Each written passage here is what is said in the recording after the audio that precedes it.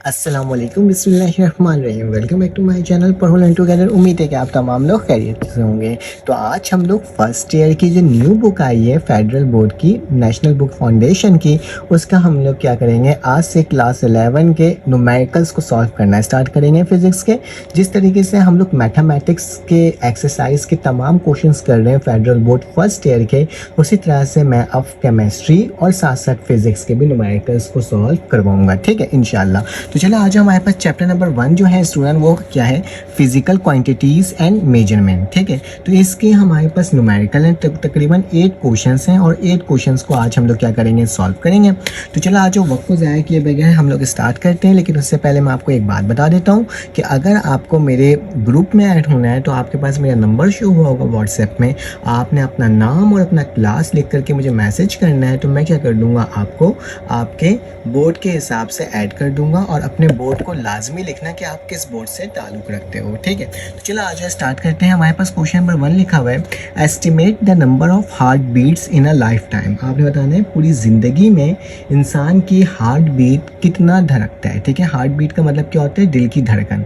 तो दिल की धड़कन कितनी दफ़ा धड़कती है आपने ये बताना है, ठीक है, ठीक है। तो चलो आ जाओ स्टार्ट करते हैं। तो हमारे पास क्या हो जाएगा, इसको फाइंड आउट करने के लिए सबसे पहले हमें मालूम होना चाहिए कि एक इंसान के जो हार्ट बीट होता है वो मतलब 1 मिनट के अंदर कितनी दफ़ा धड़कता है, ठीक है। तो आपको अगर एक नॉर्मल बंदा है तो उसका 60 से लेकर के 100, ठीक है, 60 से लेकर अगर 100 तक उसके दिल की धड़कन है तो वो एक एज अ नॉर्मल इंसान है, ठीक है।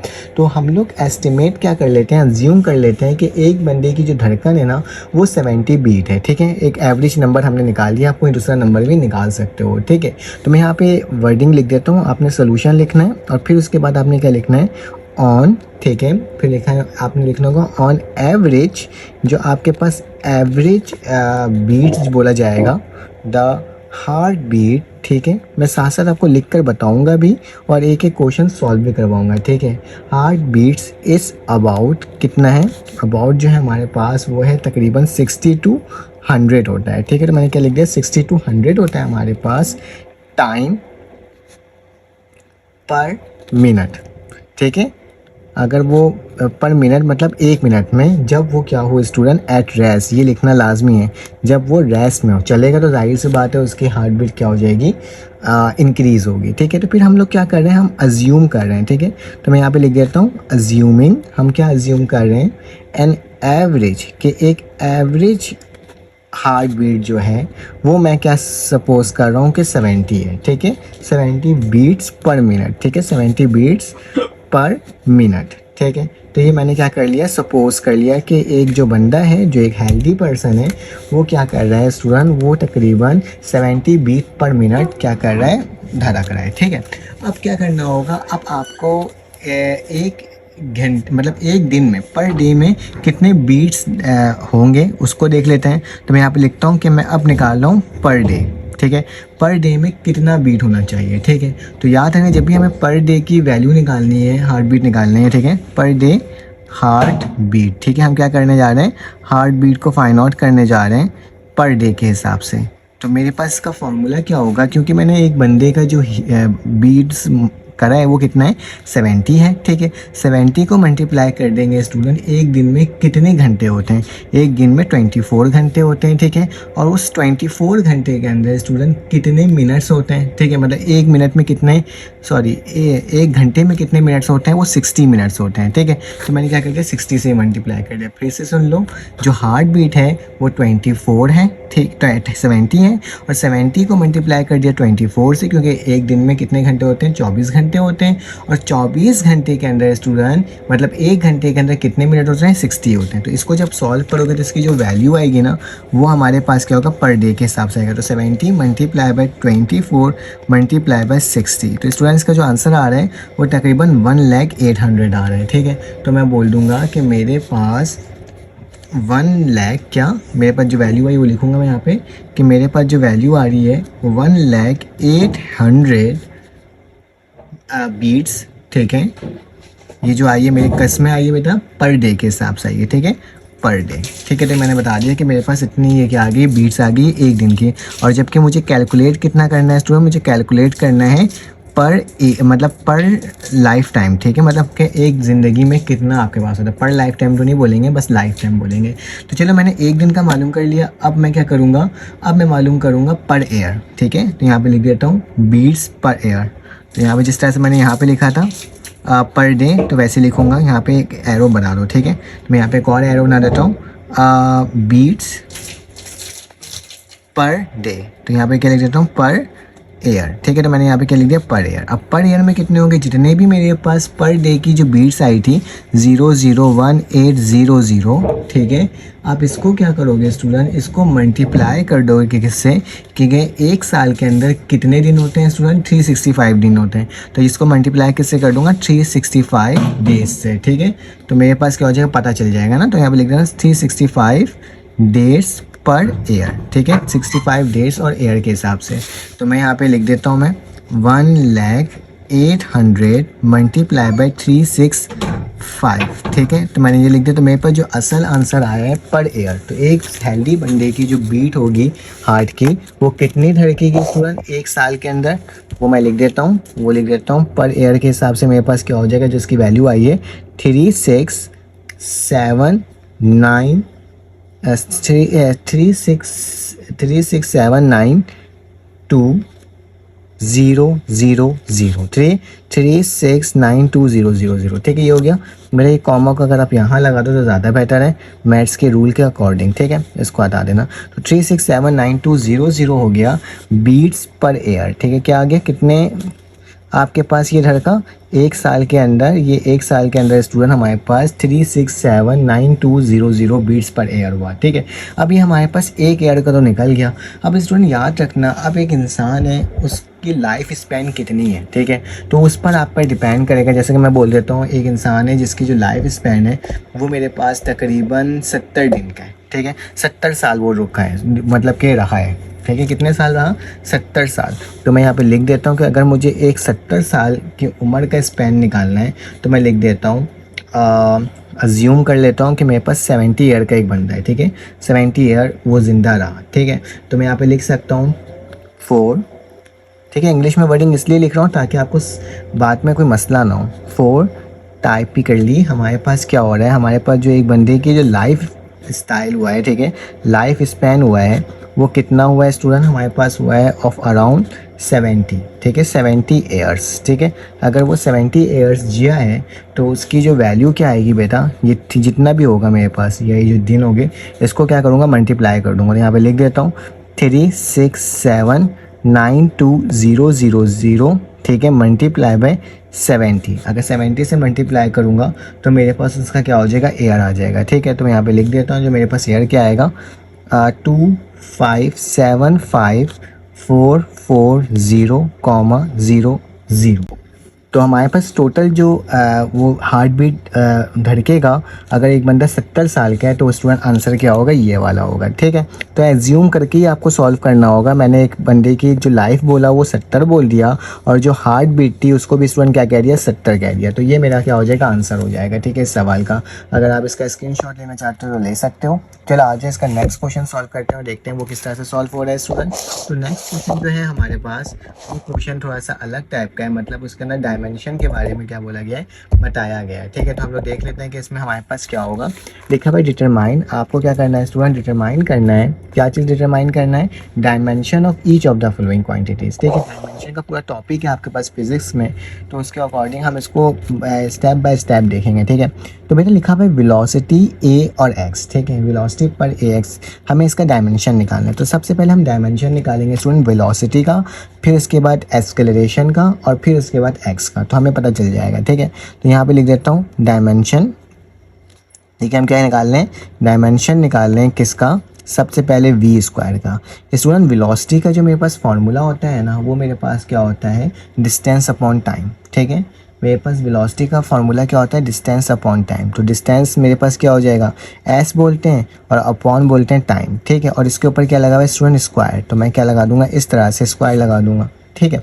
अब स्टूडेंट आपको मालूम होगा कि वी स्क्वायर, ये जो एस है ना, एस मेरे पास डिस्टेंस है और डिस्टेंस को हम लोग किससे शो करते हैं स्टूडेंट, एल से शो करते हैं। मैंने एल कर दिया और टी जो होता है स्टूडेंट वो टी से ही शो होता है डायमेंशन में, और ये क्या हो जाएगा, स्क्वायर हो जाएगा, ठीक है। यहाँ तक कोई प्रॉब्लम की बात नहीं होगी, ठीक है। अब स्टूडेंट क्या करोगे, अब तुमने ना इस टी को उठा के ऊपर ले आना है, ठीक है। तो मेरे पास वेलोसिटी वी स्क्वायर की जो वैल्यू आ जाएगी स्टूडेंट क्या आ जाएगी, एल टी -1 और इसका जो पावर है वो क्या हो जाएगा, स्क्वायर, ठीक है। तो हमने एक क्या कर लिया, फाइंड आउट कर लिया, ठीक है, वेलोसिटी का, और इसके ऊपर स्क्वायर लगा वो मैंने वैसे ही लिख दिया है, ठीक है। वेलोसिटी के बाद हम क्या निकालेंगे स्टूडेंट, एस्केलरेशन। तो स्टूडेंट जो मेरे पास एस्केलरेशन होता है ना वो क्या होता है, वेलोसिटी अपॉन टाइम, ठीक है। क्या होता है, वेलोसिटी अपॉन टाइम, ठीक है। The rate of change of velocity is called acceleration, ठीक है। अब मेरे पास जो वेलोसिटी है स्टूडेंट उसका मुझे मालूम है क्या है, एल टी -1। तो क्या लिख दूंगा, डायरेक्टली लिख रहा हूँ एल टी -1, इसके ऊपर स्क्वायर नहीं लगाऊंगा, ठीक है। और नीचे क्या लिखा हुआ है, टी, तो मैंने टी ही लिख दिया, ठीक है। अब इसको उठा के ऊपर ले जाओ तो मेरे पास क्या हो जाएगा स्टूडेंट, ये एल टी तो वैसे ही रहेगा, ये ऊपर जाएगा तो -1 होगा, तो -1 बेस सेम पावर है, तो मेरे पास क्या आ जाएगा, -2। एस्केलरेशन भी निकाल लिया, ठीक है। इसको इस तरह से ना ब्रैकेट बना देना ताकि ना ये डिफरेंशिएट हो सके, ठीक है। आपने इसकी वैल्यू को फाइंड आउट करा है, मैं डायरेक्ट भी कर सकता था लेकिन मैं डायरेक्ट नहीं कर रहा क्योंकि हो सकता है कि बहुत सारे स्टूडेंट्स को पता ही ना हो कि कैसे निकालते हैं, ठीक है। हमारे पास जो ये एक्स है ना स्टूडेंट, ये एक्स जो होता है ना वो मेरे पास किसके बराबर होता है, ये मेरे पास एल के बराबर होता है, किसके बराबर होता है, एल के। इसको हम एज अ डिस्टेंस बोलते हैं, ठीक है। तो ये भी मैंने निकाल दिया, जब ये तीनों वैल्यूज़ निकल गई इसके अंदर पुट कर लो। चलो आज पुट करके देख लेते हैं। तो इसके अंदर पुट करेंगे तो बेटा v की वैल्यू क्या थी, एल टी -1, तो क्या लिखूंगा, एल टी इनवर्स, ठीक है, और इसके ऊपर स्क्वायर, ठीक है, स्क्वायर लिख दिया। नीचे क्या आ जाएगा, ए की वैल्यू क्या है स्टूडेंट, एल टी -2, तो क्या लिखूंगा, एल टी -2, ठीक है। और फिर क्या हो जाएगा स्टूडेंट, मेरे पास दोबारा से x लिखा हुआ, तो x क्या होगा, इससे मल्टीप्लाई होगा, ठीक है। तो x मैंने मल्टीप्लाई में लिख दिया, इसमें स्क्वायर ब्रैकेट लगाते हैं, इसमें सर्किल वाला ब्रैकेट नहीं लगाते हैं, ठीक है। अब यहाँ तक तो हो गया। अब स्टूडेंट क्या करेंगे, इस स्क्वायर को जाकर मल्टीप्लाई कर देंगे तो क्या हो जाएगा, l का स्क्वायर। अब बेटा t जब इससे मल्टीप्लाई होगा, ठीक है, तो मेरे पास क्या 2 1 2 हो जाएगा, ठीक है। तो t -2 हो जाएगा, ठीक है। नीचे देख लेते हैं, नीचे क्या है बेटा, इस l को l से मल्टीप्लाई करोगे तो क्या हो जाएगा, l का स्क्वायर, ठीक है। और ये टी तो इससे मल्टीप्लाई हुआ ही और टी -2 ही हो जाएगा, ठीक है।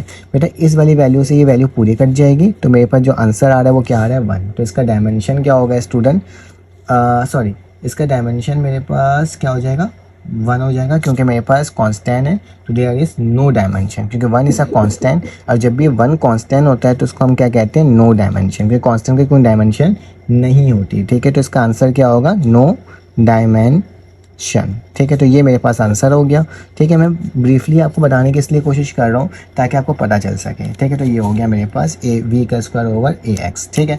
इसको हमने फाइंड आउट कर लिया। चलो आज इसका नेक्स्ट पार्ट करते हैं, पार्ट नंबर 2 को। तो पार्ट नंबर 2 अभी हमने बताया था स्टूडेंट, मेरे पास क्या होता है, ए वेलोसिटी, एस्केलरेशन क्या होता है, एल टी -2 मैंने लिख दिया, ठीक है। टाइम जो होता है स्टूडेंट, टाइम जो मेरे पास होता है ना, सॉरी ये जो टाइम है तो वो किसके बराबर होता है, टी के बराबर होता है, और टी के ऊपर स्क्वायर लगा हुआ है तो मैंने स्क्वायर लगा दिया, ठीक है। और 2 की कोई डायमेंशन नहीं होती, ठीक है। यहाँ जो 2 लिखा हुआ है इसकी कोई डायमेंशन नहीं होती, तो मैं इसको बोल सकता हूँ कि मेरे पास जो स्टूडेंट ये है यहाँ पे नो डायमेंशन लिख सकता हूँ, क्योंकि इसकी कोई डायमेंशन ही नहीं होती 2 की, क्योंकि कांस्टेंट टर्म की कोई डायमेंशन हमारे पास स्टूडेंट नहीं होती। देखो कितने आसान तरीके से हमने इसको लिख लिया, ठीक है।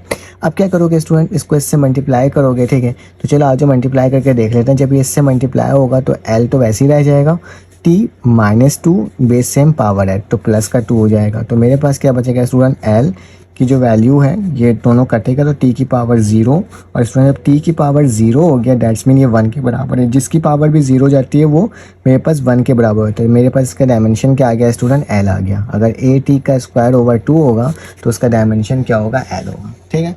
तो ये हमने फाइंड आउट भी कर लिया, ठीक है। इन दोनों का आप स्क्रीनशॉट ले सकते हैं स्टूडेंट।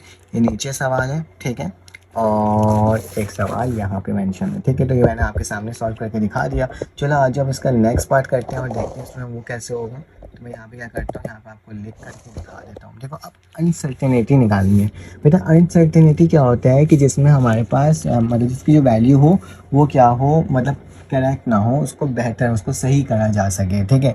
मतलब उसकी वैल्यू प्लस माइनस में हो या ऊपर नीचे कोई वैल्यू हो, ठीक है। तो सवाल में लिखा हुआ है स्टूडेंट, बहुत ही आसान सा सवाल है, मुश्किल सवाल नहीं है, हम लोग बहुत आसान तरीके से इसको सॉल्व कर लेंगे। अगर स्टूडेंट मेरी वीडियो आपको समझ में आ रही हो ना तो प्लीज़ आप मेरे चैनल को लाइक और सब्सक्राइब करना, बेल के आइकन को क्लिक करना, क्योंकि आपकी सब्सक्रिप्शन और आपके लाइक और सब्सक्राइब की मुझे काफ़ी ज़्यादा नीड है। तो मेरे पास लिखा हुआ है इफ़ ए बराबर है x square y square z के, ठीक है, a square upon y square into z लिखा हुआ है, then find the percentage uncertainty. ठीक है, परसेंटेज अनसर्टेनिटी इन ए, आपने ए की निकालनी है, ठीक है। The percentage uncertainty in x y z हमें गिवन है, जो कि क्या है 1% है एक्स के लिए, वाई के लिए स्टूडेंट क्या है मेरे पास 1% और जेड के लिए क्या है 2%। बोला जा रहा है कि आप इसकी परसेंटेज अनसर्टेनिटी निकाल दो, ठीक है। तो आपने सोल्यूशन लिखना है, ठीक है। सोल्यूशन लिखने के बाद जो जो चीज़ें आपके पास गिवन है, तो मैं जो गिवन चीज़ें हैं वो मैं आपके सामने लिख करके दिखा रहा हूँ। जैसे मेरे पास गिवन क्या है, मेरे पास गिवन है परसेंटेज अनसर्टेनिटी, ठीक है। अनसर्टेनिटी जो है मेरे पास किसका, एक्स का जो गिवन है वो क्या है 1%। सेम इसी के लिए आप y लिखोगे, y के लिए भी क्या है स्टूडेंट 1%। सेम इसी के लिए मेरे पास z होगा, जो कि मेरे पास क्या है 2% है, ठीक है। और हमें a के लिए ये करना है, फाइंड आउट करना है, ठीक है। परसेंटेज अनसर्टेनिटी ऑफ a हमें क्या करना है, फाइंड आउट करना है, ठीक है। तो चलो आगे इसको फाइंड आउट करते हैं। तो फाइंड आउट करने का बहुत आसान तरीका क्या होता है स्टूडेंट, हमारे पास फॉर्मूला होता है कि आपको अगर किसी का भी अनसर्टेनिटी मालूम करना है तो आपके पास फॉर्मूला क्या होता है, मैं यहाँ पे लिख देता हूँ फॉर्मूला। तो फॉर्मूला जो होता है मेरे पास वो स्टूडेंट क्या होता है, FORM है, ठीक है, ये M है।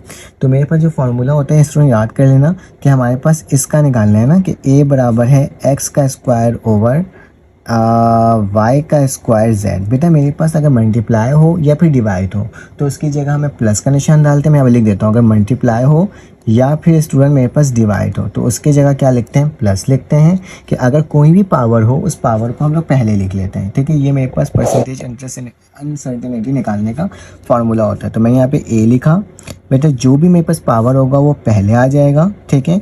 और यहाँ पे परसेंटेज अनसर्टेनिटी जो होगा वो किस में लिखा जाएगा स्टूडेंट, वो मेरे पास लिखा जाएगा किसका, सॉरी ये स्पेलिंग गलत हो गया मुझसे, यहाँ पे आई यहाँ पे आएगा और ये नहीं होगा, ठीक है। पर अनसर्टेनिटी क्या लिखूंगा स्टूडेंट x, फिर क्योंकि ये डिवाइड हो रहा है तो डिवाइड की जगह मैं प्लस लगाऊंगा, ठीक है। फिर y की जगह 2 फिर से पहले आ जाएगा। फिर स्टूडेंट परसेंटेज आपने लिखना होगा, अनसर्टेनिटी लिखना होगा, ठीक है। इसी तरह से आप लिख लेना, ठीक है। फिर उसके बाद क्या होगा, किसका y का था, फिर ब्रैकेट क्लोज, क्योंकि मल्टीप्लाई हो रहा है मल्टीप्लाई में भी क्या लगाते हैं प्लस। याद रखना जो भी पावर है वो पहले, डिवाइड की जगह प्लस, फिर जो भी पावर है पहले, फिर मल्टीप्लाई की जगह भी प्लस डलता है, ठीक है। मल्टीप्लाई और प्लस की जगह प्लस ही डलता है। और यहाँ पे क्या हो जाएगा, दोबारा से परसेंटेज अनसर्टेनिटी जो मेरा गिवन होगा तो मैं वही लिखूँगा, अनसर्टेनिटी ऑफ z, ठीक है। अब सबकी वैल्यूज लिख कर देख लो क्या आ रहा है बेटा, 2 लिखा। बेटा परसेंटेज अनसर्टेनिटी ऑफ x की वैल्यू क्या थी स्टूडेंट 1% था, तो क्या लिख दूंगा 1%, ठीक है। प्लस का निशान, फिर 2 लिखूंगा। फिर परसेंटेज अनसर्टेनिटी क्या आया बेटा मेरे पास y का, तो वो भी 1% है, तो 1% हो जाएगा। फिर उसके बाद क्या हो जाएगा, दोबारा प्लस का निशान, फिर परसेंटेज अनसर्टेनिटी ऑफ z, तो z का क्या था स्टूडेंट 2% है, ठीक है। तो मैंने 2% लिख दिया। इन सबको स्टूडेंट अगर मल्टीप्लाई करोगे तो तुम्हारे पास क्या वैल्यू आएगी, तुम्हारे पास जो मल्टीप्लाई की वैल्यू आएगी वो क्या आएगी, 2 1 जा 2%, ठीक है। प्लस का निशान दोबारा से 2%, फिर प्लस का निशान, फिर दोबारा से 2%। इन दोनों को जब इक्वल प्लस करोगे तो मेरे पास क्या आ जाएगा, परसेंटेज अनसर्टेनिटी मेरे पास 6% आ जाएगा, ठीक है। तो ये हमने क्या कर लिया स्टूडेंट, फाइंड आउट कर लिया, क्योंकि मुझे a की वैल्यू निकालना था और हमने कितने आसान तरीके से इसको भी फाइंड आउट कर लिया। इसका स्क्रीनशॉट स्टूडेंट आप ले सकते हो। चलो आज इसका नेक्स्ट क्वेश्चन सॉल्व करते हैं, देखते हैं वो किस तरह से हो रहा है। ये क्वेश्चन नंबर 4 है। तकरीबन हमने हाफ क्वेश्चन क्या कर लिया स्टूडेंट, सॉल्व कर लिया। लिखा हुआ है स्फेरिकल बॉल ऑफ रेडियस। एक स्फेरिकल मतलब जो मेरे पास इस तरह का जो सर्किल टाइप का बॉल होता है थोड़ा सा, वो मेरे पास स्फेरिकल बॉल है। उसका जो रेडियस है स्टूडेंट वो क्या है, r। एक्सपीरियंस है रेजिस्टिव फोर्स, उसके अंदर जो रेजिस्टिव फोर्स लग रही है ड्यू टू द एयर। जब आप किसी भी बॉल को कहीं पर थ्रो करते हो या फिर फेंकते हो ना, तो उसके ऊपर ना रेजिस्टिव फोर्स लगती है, जो कि क्या होता है स्टूडेंट, हवा के ज़रिए लगती है। उसको इसने बोला है as is move through there air at speed v। जो इसका जो एयर की जो स्पीड होगी ना उसको बोलिए v। The resistive force F is given by the expression. देखो मैंने एक्सप्रेशन इसको गिवन दिया है इसने फोर्स का, वो क्या है, F बराबर है CV/R, ठीक है। वैसे होता है F बराबर होता है हमारे पास किसके, CRV के। तो मेरा CVR का भी मतलब वही है। Where C is a constant, जबकि C क्या है, constant. By using the dimension derive the SI unit of constancy. आपने क्या करना है स्टूडेंट, आपने इसका क्या निकालना है, इसका आपने डायमेंशन निकालना है और फिर डायमेंशन निकाल करके ये गैस करना है कि इसका आपके पास क्या होगा। इसका आपके पास कौन सा ऐसा यूनिट होगा। ठीक है, तो स्टूडेंट बहुत ही आसान सा सवाल, कोई मुश्किल नहीं है, बस आपने घबराना नहीं है और सवाल पूरा सॉल्व हो जाएगा स्टूडेंट। तो आपने सोल्यूशन लिखना है। सोल्यूशन लिखने के बाद जो मेरे पास सवाल गिवन है वो मैं लिखूँगा। मेरे पास f बराबर है किसके स्टूडेंट, सी आर वी के। तो लिख देता हूँ सी आर वी, क्योंकि मुझे कांस्टेंट c का निकालना है तो c को अलग कर लो, तो c यहीं पर रह जाएगा स्टूडेंट और आर वी जाके डिवाइड हो जाएगा। तो क्या हो जाएगा मेरे पास, ये आर वी हो जाएगा। ठीक है, यहाँ तक तो कोई प्रॉब्लम की बात नहीं है। ठीक है, यहाँ तक मैंने आपको लिख करके दिखा दिया। अब क्या करना होगा स्टूडेंट, अब हमारे पास जो सवाल है ना, ये एम सवाल है। ठीक है, अहम सवाल है बेटा। फोर्स बराबर होता है मेरे पास, यहाँ पे लिख कर दिखाता हूँ कि फोर्स बराबर होता है मेरे पास एम ए का। ठीक है, एम मेरे पास क्या होता है, एम मेरे पास मास है तो ये एम हो जाएगा। ठीक है, और एक्सेलरेशन का हमने निकाला था एल टी माइनस टू। ठीक है, तो इसकी जो मेरे पास डायमेंशन आएगा ना वो ये आएगा। ठीक है, फोर्स का। तो मैं डायरेक्टली लिख देता हूँ स्टूडेंट कि मेरे पास M L T minus two जो इन्वर्स होगा वो क्या होगा, फोर्स का होगा। ठीक है, रेडियस जो होता है स्टूडेंट उसका जो डायमेंशन होता है वो मेरे पास एल ही होता है। ठीक है, तो मैंने एल ही लिख दिया। ठीक है, उसके साथ साथ स्टूडेंट मेरे पास क्या लिखा है, वी। वेलोसिटी मुझे मालूम है उसके बराबर होता है डिस्टेंस ओवर टाइम, और डिस्टेंस ओवर टाइम का हमने निकाल चुके थे कि मेरे पास एल होता है, टी ऊपर चले जाते हैं तो इन्वर्स हो जाता है। तो इसका हमारे पास क्या होता है, डायमेंशन ये होता है। तो यहाँ पे लिख सकता हूँ मैं यहाँ पे स्टूडेंट आर की जगह एल। ठीक है, और v की जगह क्या हो जाएगा, एल टी इनवर्स। ठीक है, तो ये मैंने आपके सामने लिख करके क्या कर दिया, दिखा दिया। अब स्टूडेंट इसको मल्टीप्लाई कर लेते हैं तो मेरे पास क्या वैल्यू आ रही है ये भी देख लेते हैं। तो एम एल टी इनवर्स मैंने वैसे ही लिखा, जब इसको मल्टीप्लाई किया कर दिया तो एल का स्क्वायर टी इनवर्स हो गया। ठीक है, यहाँ तक तो कोई प्रॉब्लम की बात नहीं है। ठीक है, अब क्या करोगे स्टूडेंट, एल को भी ऊपर ले जाओगे और -1 को भी ऊपर ले जाओगे। ठीक है, तो सी की वैल्यू क्या आ रही है बेटा, एम हो गया। एल जब ऊपर गया तो ये 1 था और ये जब ऊपर जाएगा तो -2 हो जाएगा। ठीक है, फिर ये टी बेटा -2 था, ये माइनस था तो ऊपर जाएगा क्या हो जाएगा, +1 हो जाएगा। ठीक है, क्योंकि बेस चेंज हो जाता है। ठीक है, मतलब जो वैल्यू होती है वो negative to positive, positive to negative हो जाता है मैथ के अकॉर्डिंग। मैंने एम ऐसे लिखा, 2 में से 1 जाएगा तो क्या बचेगा स्टूडेंट, इन्वर्स बचेगा। ठीक है, बस 1, और यहाँ पे क्या बचेगा स्टूडेंट, टी का भी -1 बचेगा। ठीक है, कांस्टेंट जो आया मेरे पास ये आ गया। अब हमें मालूम है स्टूडेंट जो एम होता है वो किसके बराबर होता है, वो kgm के बराबर होता है। ठीक है, किलोग्राम के बराबर होता है। मेरे पास जो एल है वो किसके बराबर होता है स्टूडेंट, एज आ डिस्टेंस समझ लो या फिर मीटर समझ लो। ठीक है, तो मैं इसको बोल सकता हूँ कि मेरे पास जो इसकी वैल्यू है वो मेरे पास क्या आ रही है स्टूडेंट, मीटर मैं बोल सकता हूँ। ठीक है, तो मैं यहाँ पे क्या लिख देता हूँ, मीटर बोल देता हूँ। ठीक है, और मेरे पास जो टी होता है स्टूडेंट वो किसके बराबर होता है, वो सेकंड के बराबर होता है। तो मैं यहाँ पे क्या लिख देता हूँ, सेकंड लिख देता हूँ। ठीक है, यहाँ तक तो कोई प्रॉब्लम की बात स्टूडेंट नहीं है। ठीक है, अब आपने क्या करना होगा, आपने इसकी जगह वैल्यू को पुट कर देना होगा। ठीक है, तो मेरे पास मालूम है कि एम की वैल्यू क्या है, किलोग्राम। ठीक है, अगर एम इसको हटा भी जाओ तो kg भी लिख सकते हो। ठीक है, तो मैं यहाँ पे क्या लिखूँगा कि मेरे पास जो इसकी यूनिट आ रही है वो, ठीक है, मीटर की जगह क्या, एम की जगह क्या आ जाएगा, किलोग्राम। ठीक है, एल की जगह क्या हो जाएगा, एम, तो एम के ऊपर क्या लग जाएगा, इन्वर्स, और टी की जगह स्टूडेंट सेकंड आ जाएगा तो क्या लग जाएगा, इन्वर्स। तो ये मेरे पास ऐसा ही यूनिट है। ठीक है, किलोग्राम पर मीटर इंटू पर स्क्वायर। ठीक है, तो ये मेरे पास इसका आंसर हो जाएगा। हमने देखो कितना आसान तरीके से इसको फाइंड आउट कर लिया।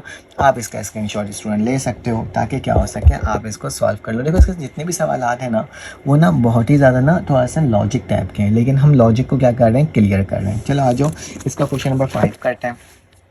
क्वेश्चन नंबर 5 में लिखा हुआ है, the pressure P eight depth H in an comparable fluid density. ठीक है, जब भी हमारे पास फ्लूइड डेंसिटी होता है तो उसका स्टूडेंट जो सिंबल होता है ना वो रॉ होता है। ये थोड़ा पी ना थोड़ा टेढ़ा टाइप का होता है। ठीक है, इज गिवन बाय P बराबर है रॉ GH। ठीक है, where G is the acceleration due to gravity, check homo. ठीक है, ये क्या लिखा हुआ है, होमो लिखा हुआ है। ठीक है, HOMO, homogeneity of the equation. Student homo का मतलब होता है सेम। ठीक है, एक जैसा।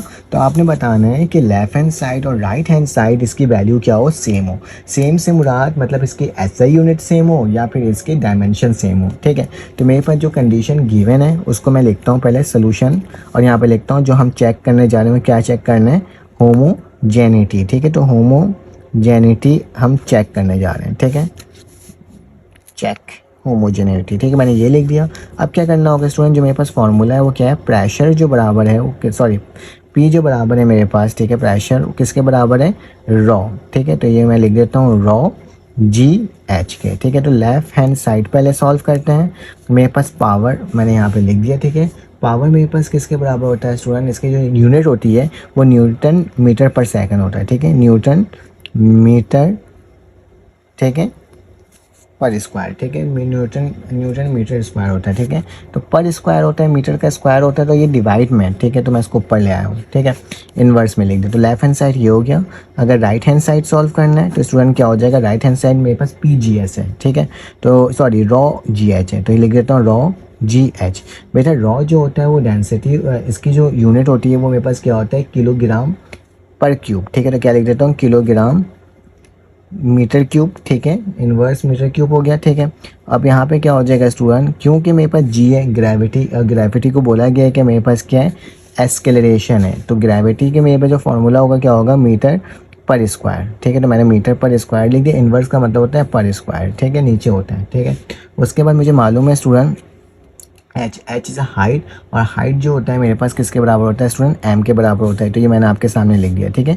ये PGH की वैल्यू, रॉ GH की वैल्यू निकल रही है, ठीक है। तो रॉ GH को ज़रा इस तरह का बनाना है, तो मैं क्या करूँगा, इसको थोड़ा सा चेंज करूँगा। किस तरह से चेंज करूँगा, ये देखो, क्योंकि मुझे न्यूटन किसके बराबर होता है स्टूडेंट, किलोग्राम पर मीटर स्क्वायर, ठीक है, तो मैं इसको बोलूँगा किलोग्राम, मैंने लिख दिया, ठीक है, किलोग्राम, ठीक है। इसको मैं क्या कर रहा हूँ स्टूडेंट, पर स्क्वायर है ना, तो किलोग्राम मैं क्या कर रहा हूँ इसको स्टूडेंट -2 कर रहा हूँ, ठीक है। मैं बता रहा हूँ क्यों कर रहा हूँ, इसका मेरे पास एक रीज़न है, ठीक है। इसको इससे मल्टीप्लाई करोगे तो मेरे पास क्या हो जाएगा स्टूडेंट, ये मेरे पास स्क्वायर हो जाएगा, और इसमें से एक इधर जाएगा, तो ये मेरे पास क्या हो जाएगा, m का इन्वर्स हो जाएगा, ठीक है, और ये m हो जाएगा, ठीक है। यहाँ तक कोई मसले की बात तो नहीं है, मतलब ये वाली वैल्यू को मैं यहाँ लेकर आ गया हूँ, ठीक है, ये वाली वैल्यू को मैं यहाँ लेकर आ गया हूँ, और इस m वाली वैल्यू को उधर ले गया हूँ, ठीक है। यहाँ तक कोई प्रॉब्लम तो नहीं है स्टूडेंट। अगर आप देखो तो kg लिखा हुआ था, kg लिखा, ये वाली वैल्यू मेरे पास यहाँ चले गई, ठीक है, और ये वाली वैल्यू मैंने यहाँ लिख दिया, ठीक है। यहाँ तक कोई प्रॉब्लम की बात नहीं है, ठीक है। ये क्यूब था ये इधर, और ये जो m है ना, तो किलोग्राम लिखा हुआ है, ठीक है, kgm लिखा हुआ है मैंने, ठीक है, उससे आपको डरना नहीं है, ठीक है।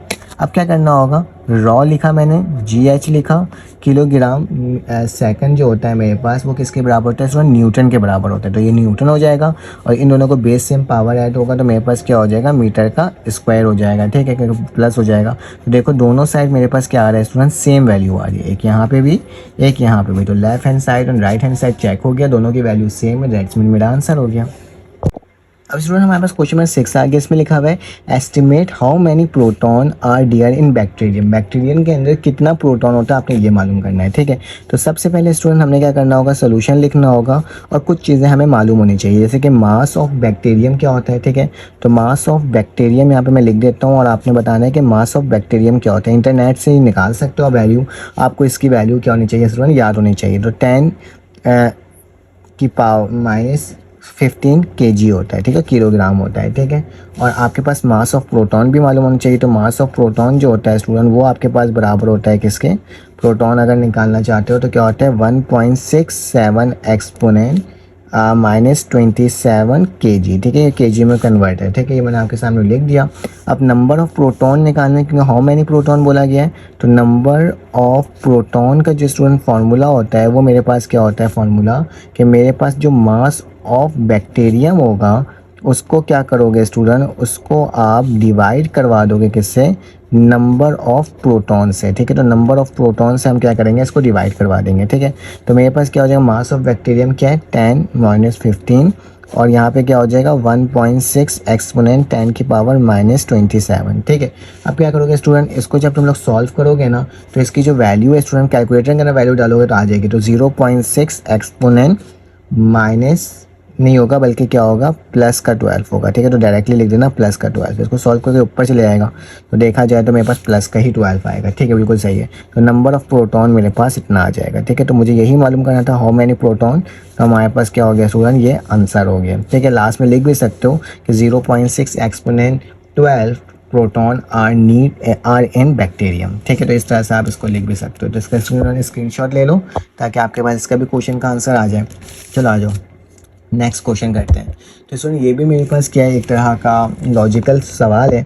इसमें लिखा हुआ है estimate the how many hydrogen atom is take to stretch across the diameter of the sun, पूरे सन के डायमीटर के लिए कितना आपके पास क्या लगेगा, हाइड्रोजन एटम लगेगा। ठीक है, तो सबसे पहले तो हमें मालूम होना चाहिए डायमीटर ऑफ हाइड्रोजन और डायमीटर ऑफ जो मेरे पास सन है। ठीक है, तो मैं यहाँ पे लिख देता हूँ कि डायमीटर, ठीक है, अप्रोक्सीमेट वैल्यू है। ठीक है, डायमीटर ऑफ द सन, जो मेरे पास जो सन के डायमीटर होगा अप्रोक्सीमेट वैल्यू, वो मेरे पास क्या होता है स्टूडेंट 1.39 एक्सपोनेंट 9 मीटर। ठीक है, तकरीबन इतना होता है। ठीक है, और साइज़ ऑफ हाइड्रोजन एटम, जो मेरे पास साइज़ होती है हाइड्रोजन एटम की, वो कितनी होती है, साइज़ ऑफ हाइड्रोजन एटम। तो हाइड्रोजन एटम की जो मेरे पास साइज़ होगी वो स्टूडेंट मेरे पास क्या होगी, वो मेरे पास होगी जो होती है अप्रॉक्सीमेट 10 की पावर 10 - 10 मीटर। ठीक है, अब नंबर ऑफ़ हाइड्रोजन निकालना, लिखा ना हाउ मैनी हाइड्रोजन, तो नंबर ऑफ़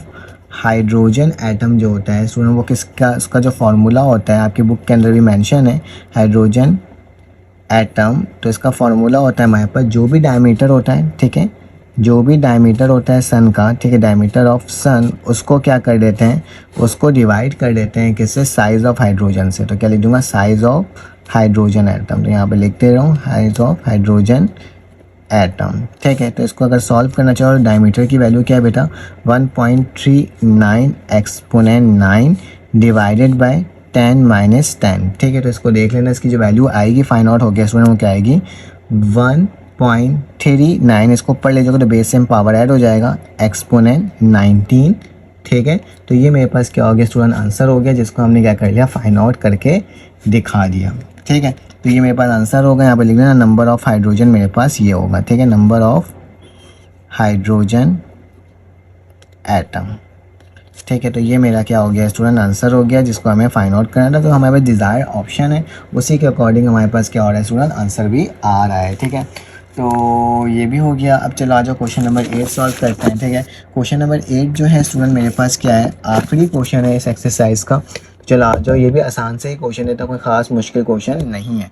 लिखा हुआ है the current passing through a resistor, एक करंट है जो पास हो रहा है रजिस्टर से, जबकि रजिस्टर की जो मेरे पास वो वैल्यू दी हुई वो कितना 13 है, जबकि उसमें जो अनसर्टेनिटी आ रही है वो क्या आ रही है, ±0.5। ठीक है, उसी तरह से मेरे पास करंट भी दिया हुआ है, तो करंट कितना है 3, और उसकी जो अनसर्टेनिटी आ रही है वो क्या आ रही है स्टूडेंट 0.1। तो हम लोग सपोज कर लेंगे कि मेरे पास जो रजिस्टर है, रेजिस्टेंस है वो कितना है स्टूडेंट 30 है, और जिसकी जो अनसर्टेनिटी है उसको मैं डेल्टा आर से शो कर रहा हूँ जो कि 0.5 है। ठीक है, उसी तरह से स्टूडेंट मेरे पास जो करंट है वो कितना है 3 है, जबकि करंट की जो अनसर्टेनिटी है वो डेल्टा आई है जो कि किसके बराबर है 0.1 के बराबर है। ठीक है, तो ये मैंने लिख दिया। ठीक है, आपको मालूम होगा इन सब का मेरे पास यूनिट भी होता है। ठीक है, तो आप यूनिट लिख सकते हो, ये एम्पियर है, ये एम्पियर है, और इन दोनों का क्या है, ओहम्स है। ठीक है, सॉरी ये एम्पियर्स नहीं है, ये ओहम्स है। ठीक है, ये ओहम्स है, ये एम्पियर है, ये भी एम्पियर है, और ये भी स्टूडेंट क्या है, ओहम्स है। ठीक है, तो ये मैंने आपके सामने लिख करके दिखा दिया।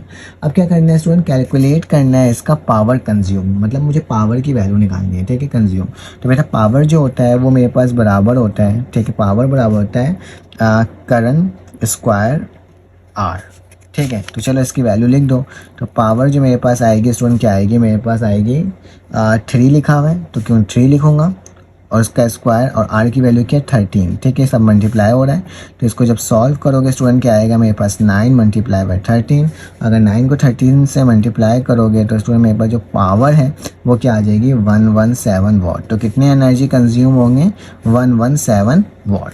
ठीक है, आगे चलते हैं। लिखा हुआ है find the percentage uncertainty of current passing through the register. ठीक है, रजिस्टर से अगर पास हो रहा है तो करंट अनसर्टेनिटी बनाना, मतलब आई की आपको अनसर्टेनिटी निकालनी है। ठीक है, हमें मालूम है रजिस्टर जो रेजिस्टेंस है वो कितना है 13 ओहम्स है, जबकि डेल्टा आर जो है मेरे पास क्या है 0.5 है। ठीक है, उसी तरह से करंट जो है वो क्या है स्टूडेंट 3, और करंट की जो अनसर्टेनिटी है वो मेरे पास क्या है 0.1 एम्पियर। ठीक है, तो दोनों मैंने आपके सामने लिख करके दिखा दिया। अब इसका सोल्यूशन निकाल लेते हैं। तो सोल्यूशन निकालने के लिए याद रखना, अगर परसेंटेज ऑफ अनसर्टेनिटी निकालना है किसका, करंट का, तो यहाँ पे वही लिखूंगा अनसर्टेनिटी ऑफ करंट, करंट मतलब आई का। ठीक है, तो आई का जो होता है वो फार्मूला होता है स्टूडेंट के डेल्टा आई को डिवाइड कर देते हैं आई से और मल्टीप्लाई करवा देते हैं 100% से। ठीक है, तो 100% से करवा देते हैं, तो इसका जो आंसर आएगा स्टूडेंट वो क्या आएगा, डेल्टा आई की वैल्यू क्या है 0.1 डिवाइडेड बाय आई की वैल्यू क्या है स्टूडेंट 3 मल्टीप्लाई बाय 100%। तो मेरे पास जो इसका आंसर आएगा स्टूडेंट वो क्या आ जाएगा 3%। ठीक है, आप कैलकुलेट कर लेना। तो परसेंटेज ऑफ अनसर्टेनिटी मेरे पास क्या आ गया स्टूडेंट, अनसर्टेनिटी करंट की मेरे पास ये वैल्यू आ गई। ठीक है, तो 3% इसकी वैल्यू आएगी। ठीक है, उसी तरीके से स्टूडेंट इसका नेक्स्ट पार्ट है, जब तक आप इसका स्क्रीनशॉट ले लो, क्योंकि मैं भूल जाता हूँ स्क्रीनशॉट लेवाना। ठीक है, तो अब क्या होता है हमारे पास तो 2 पार्ट से रह गए और फिर ये क्वेश्चन हमारे पास सारे सॉल्व हो जाएंगे। देखा मैं find the percentage uncertainty of register, register भी निकालना है तो रजिस्टर का लिख देता हूँ 13 है। ठीक है, ओहम से, जबकि डेल्टा आर जो है वो किसके बराबर है, वो 0.5 ओहम्स के बराबर है। तो सेम परसेंटेज ऑफ अनसर्टेनिटी, किसकी अनसर्टेनिटी बेटा, रजिस्टर का। ठीक है, तो यहाँ पे लिख देता हूँ कि हम किसका निकालें, रजिस्टर का। तो रजिस्टर के लिए आर लिख दिया, तो यहाँ पे मेरे पास क्या हो जाएगा, वही formula delta r divided by r multiply by 100%। तो मेरे पास क्या आ जाएगा, डेल्टा आर की value 0.5 divided by 13 multiply by 100%। तो स्टूडेंट्स का जो आंसर आएगा वो मेरे पास जो है वो आएगा आई थिंक 3.84। ठीक है, तो क्या लिख दूंगा 3.84% मेरे पास क्या है, परसेंटेज अनसर्टेनिटी है किसकी, रजिस्टर की। तो यहाँ पे लिख देता हूँ ऑफ रजिस्टर। ठीक है, तो ये भी हमने क्या कर लिया स्टूडेंट, फाइंड आउट कर लिया। ठीक है, सॉरी ये फट गया थोड़ा सा। आगे चलते हैं स्टूडेंट, आखिरी part, find the absolute uncertainty of electric power. ठीक है, अब इलेक्ट्रिक पावर की आपने क्या करना है स्टूडेंट, अनसर्टेनिटी को, एब्सोल्यूट अनसर्टेनिटी को मालूम करना है। ठीक है, तो इलेक्ट्रिक पावर जो होता है स्टूडेंट, वो मेरे पास क्या होता है, वो मेरे पास होता है, उसका जो फार्मूला होता है, उसका फार्मूला होता है मेरे पास लाइक इस तरह का। मैं यहाँ पे लिख देता हूँ कि P बराबर होता है किसके, डेल्टा P, क्योंकि वही फार्मूला है P। ठीक है, और मल्टीप्लाई बाय 100। ठीक है, तो ये मेरे पास एक तरह का क्या होता है, फार्मूला होता है। ठीक है, अब मेरे पास जो सॉरी जी मेरे पास P नहीं होगा, बल्कि मेरे पास क्या होगा, डेल्टा अनसर्टेनिटी ऑफ आई है ना, तो बस सही है। ठीक है, तो मैं इसको इस तरह से भी लिख सकता हूँ कि मेरे पास इसकी जो वैल्यू है वो पी की वैल्यू, मुझे सबसे पहले क्या निकालना होगा स्टूडेंट, डेल्टा पी, क्योंकि डेल्टा पी मुझे मालूम नहीं है। ठीक है, अगर मैं डेल्टा पी को फाइंड आउट कर लूँ तो मेरे पास ना क्या हो जाएगा, मेरे पास आंसर आ जाएगा। ठीक है, क्योंकि पावर तो मैंने निकाल दिया जो कि मेरे पास क्या है 117 है। ठीक है, तो ये मेरे पास पावर है। ठीक है, तो मतलब कंज्यूम वैल्यू जो है ये वो वाला पी है। ठीक है, और ये डेल्टा पी क्या है मेरे पास, डेल्टा पी मुझे निकालना है, जबकि इस पी की जो वैल्यू है स्टूडेंट मेरे पास क्या गिवन है 9.38। मैं बता दूंगा कैसे होगा, अभी हम लोग इसको फाइंड आउट करेंगे तो पता चल जाएगा। ठीक है, डेल्टा पी सारी वैल्यूज़ को हम लोग देखते हैं कैसे निकलेगा। ठीक है, तो सबसे पहले स्टूडेंट हम क्या करते हैं, हम सबसे पहले निकालते हैं सोल्यूशन लिखते हैं। ठीक है, और सोल्यूशन लिखने के बाद निकालते हैं परसेंटेज अनसर्टेनिटी। हम क्या निकाल रहे हैं, अनसर्टेनिटी किसका, किसकी वैल्यू फाइंड आउट कर रहे हैं, ऑफ पी। सबसे पहले हम लोग पी निकालते हैं, क्योंकि हमें पी की वैल्यू भी नहीं मालूम। ठीक है, तो पी निकालने के लिए हमें मालूम है फॉर्मूला क्या होता है, पी बराबर होता है स्टूडेंट आई स्क्वायर, और किसके, हमारे पास आई स्क्वायर था, और एक और फार्मूला के तहत आपको मैंने दिखाया भी था यहाँ पे। तो सबसे पहले निकाला था आई स्क्वायर आर, तो क्या लिख दूंगा, आई स्क्वायर आर लिख दूंगा। ठीक है, अब मुझे परसेंटेज अनसर्टेनिटी निकालना है इसका, तो मैं क्या लिखूंगा स्टूडेंट, परसेंटेज अनसर्टेनिटी, क्योंकि हम लोग इसका पूरा फार्मूला सीखे हुए हैं, परसेंटेज अनसर्टेनिटी ऑफ पी। तो स्टूडेंट जो भी पावर होता है उसे पहले लिख देना, पावर लिख दिया। फिर इसका क्या लिखूंगा, परसेंटेज अनसर्टेनिटी दोबारा से। ये दोबारा क्यों लिख रहा हूँ, क्योंकि हम लोग इसको वैल्यू फाइंड आउट करने लास्ट टाइम निकाल चुके थे। यहाँ पे क्या लिख दूंगा, आई लिख दूंगा। ठीक है, जो भी पावर होती है वो पहले लिखा जाता है, जो भी मल्टीप्लाई होता है उसकी जगह भी क्या लिखा था स्टूडेंट, प्लस। तो मैंने क्या लिख दिया, प्लस लिख दिया। फिर यहाँ पे क्या लिखूंगा स्टूडेंट, दोबारा से परसेंटेज अनसर्टेनिटी, यहाँ पे क्या लिख दिया, अनसर्टेनिटी ऑफ आर। ठीक है, तो चलो आज इसको निकालते हैं और देखते हैं क्या वैल्यू आ रही है स्टूडेंट। 2 वैसे लिखा, परसेंटेज अनसर्टेनिटी ऑफ आई, आई की क्या आई थी बेटा, हमने निकाला था यहाँ पे थोड़ी देर पहले, जो कि मेरे पास 3% आई थी। ठीक है, तो मैं यहाँ पे लिख सकता हूँ कि मेरे पास क्या आया था 3%, फिर उसके बाद प्लस का निशान, और आर की जो आया था स्टूडेंट वो अभी हमने निकाला 3.8, तो क्या लिख सकता हूँ 3.8%, तो 3.8%। ठीक है, तो 3 2 का कितना होता है स्टूडेंट, 6 होता है परसेंट, और प्लस का निशान 3.8%, दैट्स मीन इसका जो आंसर आएगा वो क्या आ जाएगा स्टूडेंट, 9.84। तो 9.84%। ठीक है, 9.84% आया है किसका, परसेंटेज ऑफ पी का। ठीक है, तो ये मेरे पास फाइंड आउट होकर आया है। ठीक है, पी निकाल लिया। अब पी निकाल लिया तो स्टूडेंट इस वाले में मुझे पी की वैल्यू पता चल गई। ठीक है, मैंने क्या कर दिया, पी की वैल्यू क्या कर दिया बता दिया, और पावर की वैल्यू मुझे मालूम है। अगर आप डिस्टर्ब हो रहे हैं तो उसको लिख दो पावर, ठीक है। इस पी की वैल्यू और इस पी की वैल्यू निकल गया। डेल्टा पी हमें क्या करना है, फाइंड आउट करना है, ठीक है। तो डेल्टा पी हम निकाल लेते हैं, क्योंकि एब्सोल्यूट क्या होता है, डेल्टा को बोलते हैं, ठीक है। तो मेरे पास इसकी जो वैल्यू निकालनी है, तो सबकी वैल्यूज़ को पुट करेंगे और इसको फाइंड आउट कर लेंगे, ठीक है। फॉर्मूला क्या है, पी की वैल्यू जो अभी हमने निकाला है वो क्या है, 9.84, ठीक है। तो 9.84 लिखा गया, ठीक है, परसेंट। डेल्टा पी वैसे ही उतर जाएगा, इसमें कोई चेंजेस नहीं आएगी। नीचे जो स्टूडेंट मेरे पास क्या था, पावर की जो वैल्यू निकली हुई थी लास्ट टाइम क्या थी, 117 वॉट, ठीक है। मल्टीप्लाई बाय क्या हो जाएगा, 100%, ठीक है। चलो आज इसको सॉल्व कर लेते हैं और देख लेते हैं मेरे पास क्या आ रहा है, ठीक है। तो ये वाली वैल्यू यहाँ पर क्या मल्टीप्लाई हो जाएगी, तो 9.84% मल्टीप्लाई बाय क्या हो जाएगा, 117, ठीक है। और ये किसके बराबर है, डेल्टा पी। और बेटा ये भी परसेंटेज मल्टीप्लाई हो रहा है, तो वहाँ जाके क्या हो जाएगा, डिवाइड। तो क्या लिख दूंगा, 100% से क्या होगा, ये डिवाइड भी होगा, ठीक है। जब इसको स्टूडेंट कैलकुलेटर के अंदर वैल्यूज़ को पुट करोगे, तो मेरे पास जो इसका आंसर आएगा डेल्टा पी का, वो क्या आ जाएगा स्टूडेंट, इसकी आएगी 11.5 वॉट, ठीक है। क्योंकि एब्सोल्यूट वैल्यू निकालना था, तो ये क्या होगा, मेरा आंसर हो जाएगा, ठीक है। तो हमने इसको भी क्या कर लिया स्टूडेंट, सॉल्व कर लिया। इसका भी आप क्या कर सकते हो, स्क्रीनशॉट ले सकते हो। तो चलो आज ये पूरा सवाल हमारे पास सॉल्व हो गया इतने आसान तरीके से। तो इंशाल्लाह आप नेक्स्ट चैप्टर में मिलेंगे, चैप्टर नंबर 2 में। जब तक के लिए मेरे चैनल को लाइक कर दो, सब्सक्राइब कर दो, बेल के आइकन को क्लिक कर दो। फिर आपसे मुलाकात होती है एक न्यू वीडियो में। अल्लाह हाफिज़।